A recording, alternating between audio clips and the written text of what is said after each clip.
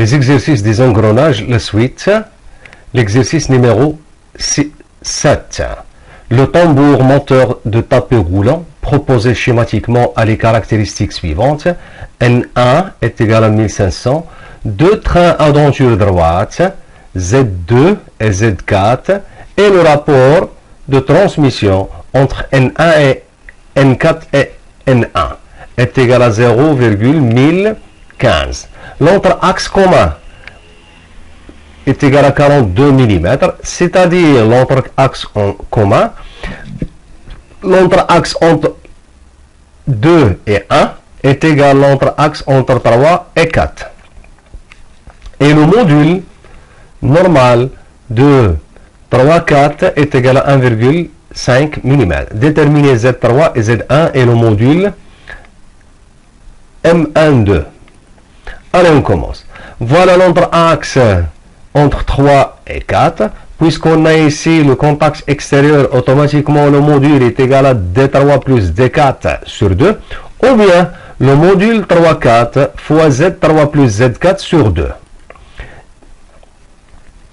Ça, vous prenez ça par cœur. Alors, Z3 égale, d'après l'entre-axe, Z3 égale 2 fois l'entre-axe moins le module M3 4 fois Z4 sur le module M3 4. L'application numérique, 2 fois 42 moins 1,5 fois 40 sur 1,5. Tout calcul fait est égal à 16 donc, pour Z3. Pour déterminer Z1, on travaille avec le rapport. Donc le rapport K est égal à N4 sur N1, qui est égal le produit des Z des entrées sur le produit des Z des sorties. Donc 1, c'est l'entrée, 3, c'est l'entrée, 2 sorties, 4 sorties. Donc Z1 fois Z3 divisé sur Z2 fois Z4. Alors, Z1 égale K fois Z2 fois Z4 sur Z3. L'application numérique, voilà ici le rapport c'est 0,1015, Z2 67, Z4 40, Z3 16, qui est égal 16,00125. Automatiquement, à peu près est égal à 18 dents. Ça y est. La suite. L'exercice 8. Le réducteur à deux trains d'engrenage et liquido proposé présente la particularité d'avoir l'arbre d'entrée coaxiale à l'arbre de sortie. L'engrenage M2, on a Z1 est égal à 30, Z2 60, bêta 1 est égal à 30 degrés, c'est-à-dire l'angle d'inclinaison de l'hélice, c'est 30 degrés. Le module normal entre 1 et 2 est égal à 5 mm. Par contre, l'engrenage 3,4, on a seulement Z3 et Z4. Z3 22, Z4 35. Le module normal 3,4 est égal à 8 mm. Si l'entre-axe 1,2 est égal à l'entre-axe 3,4, c'est-à-dire l'entre-axe commun entre 3,4 et 2,1. Déterminer l'angle d'hélice bêta 2 du deuxième train. Donc, d'après ça, on a l'égalité entre l'entre-axe qui est égale MT, le module apparent fois Z1 plus Z2 sur 2. Le plus, c'est pour le contact extérieur, qui est égal le module apparent 3,4 fois Z3 plus Z4 sur 2. Le plus, c'est pour le contact extérieur. Donc, pour déterminer, et on sait que le module apparent est égal au module normal sur cos bêta. Donc d'après ça, on trouve le module normal fois Z1 plus Z2 sur cos bêta 1, qui est égal le module normal de 3,4 fois Z3 plus Z4 divisé sur cos bêta 2. Donc d'après ça, on trouve cos bêta 2 qui est égal. C'est cos bêta 1 fois le module normal 3,4 fois Z3 plus Z4 divisé sur le module normal 1,2 fois Z1 plus Z2 qui est égal cos 30 fois 8 multiplié entre parenthèses 22 plus 35, le tout divisé sur 5 fois entre parenthèses 30 plus 60. Tout calcul fait, on trouve 0,977. Donc, bêta est égal à arc cosinus de 0,977. Automatiquement, on trouve bêta 2 est égal à 28,64 degrés. Pour le calcul de N4, on travaille avec le rapport N4 sur N1 qui est égal à Z1 fois Z3 sur Z2 fois Z4. Donc on trouve N4 est égal à N1 fois Z1 fois Z3, le tout divisé sur Z2 fois Z4. Application numérique 1500 fois 30 fois 22, le tout divisé sur 60 fois 35. On trouve 471,42 tours par minute. Ça pour l'exercice 8.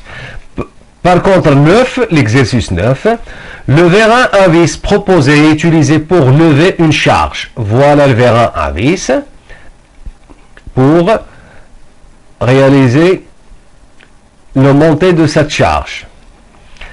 L'engrenage rouille vis sans fin, couplé avec un système vis-écrou. On a ici le roue, la pièce en rouge, c'est la roue, la pièce numéro 2. Le vis sans fin, c'est la pièce en bleu. Et le système vis-écrou, le vis, c'est la pièce en verte, c'est la pièce 4. Et l'écrou, c'est la pièce 3, qui est solidaire à la roue 2. Donc, la vis de levage 4 de pas 8 mm et un filet. N4, la fréquence de rotation de la vis est égale à 0.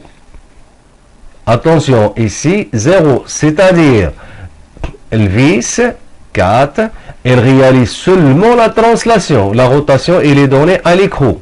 Est entraînée en translation verticale à la vitesse V4 par l'écrou 3 solidaire à la roue 2 de 25 dents. Si N1 est égal 1500 tours par minute, N1 c'est la vis sans fin. Je répète, le 1, le vis sans fin, qui est engrainé avec la roue 2. Par contre, 4, c'est une vis qui est montée sur un écrou. On a ici un système vis-écrou, ici système roue vis sans fin. Déterminer la vitesse V4 de sortie de la vis 4. Donc V4 d'après système vis-écrou est égal à N3, la fréquence de rotation de 3, fois le pas sur 60. Or N3 c'est N2, car les deux ils sont, N3 et 2, ils sont fixes entre eux. Et N2 c'est quoi N2? N2 est égal à N1 fois Z1 sur Z2, car ici on a l'engrenage. Donc V4 est égal à N1 fois Z1 sur Z2 fois le pas sur 60 qui est égal 1500 fois 1 Z1 c'est un filet, voilà ici un filet, et Z2 25 dents multiplié par le pas de la vis c'est 8 mm, ça sera multiplié par 10 moins 4 pour le convertir en mètres, le tout divisé sur 60 pour convertir minute de tour par minute en secondes ici. Donc tout calcul fait, on trouve V4 est égal à 8 fois 10 moins 3 mètres par seconde. La charge monte-t-elle ou descend-elle? Donc pour analyser la montée ou bien la descente de la charge, je viens de réaliser la vue de dessus de ce dessin. Voilà le vis et la roue, elle a une hélice gauche, ici l'hélice gauche de la roue, car on a la vis, ici il est mentionné la vis, à un filet gauche. Et la condition d'engrainement des axes, des arbres perpendiculaires, ils ont même sens d'hélice, gauche-gauche. Donc, le sens de rotation de la vis sans fin. Il tourne au sens anti-horaire, c'est-à-dire il tourne suivant l'axe Z. Mais est-ce qu'il est l'axe Z positif ou négatif? Il tourne suivant l'axe Z positif. Voilà Z positif. Pour continuer sur les autres, on va faire la vue dessus de l'ensemble. Voilà la vue dessus de la vis sans fin 1, la roue 2, ici l'écrou 3, et cette partie c'est la vis 4. Donc le sens de rotation de la vis sans fin, on a dit il tourne suivant l'axe Z positif, et là est un filet gauche. Voilà le sens de rotation de la vis sans fin. La vis sans fin, il tourne comme ça, c'est-à-dire suivant l'axe Z, d'après le tire-bouchon. Donc lorsqu'on a ici, il tourne suivant l'axe Z positif, et on a les hélices, le filet de la vis sans fin gauche, automatiquement la roue va tourner dans ce sens, c'est-à-dire le sens horaire, et suivant l'axe Y. Donc Y, la rotation suivant Y positif. Donc on va mentionner ici la pièce numéro 2 tourne suivant Y positif. Puisque 3 il est fixe avec 2, toujours il tourne suivant l'axe X positif. De même, voilà Y positif. Et 4, ça sera dans l'axe Z, dans l'axe Y négatif. Dans l'axe Y négatif. Voilà, il est mentionné ici. Donc, d'après ça, on trouve que la charge descente. Voilà la réponse juste. C'est la descente de la charge. Donc, je viens de mentionner ça par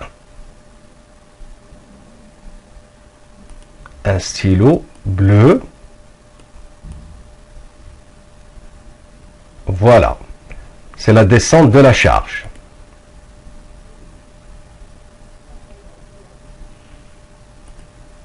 Ça y est. Donc, on a la descente de la charge ici. Ça y est.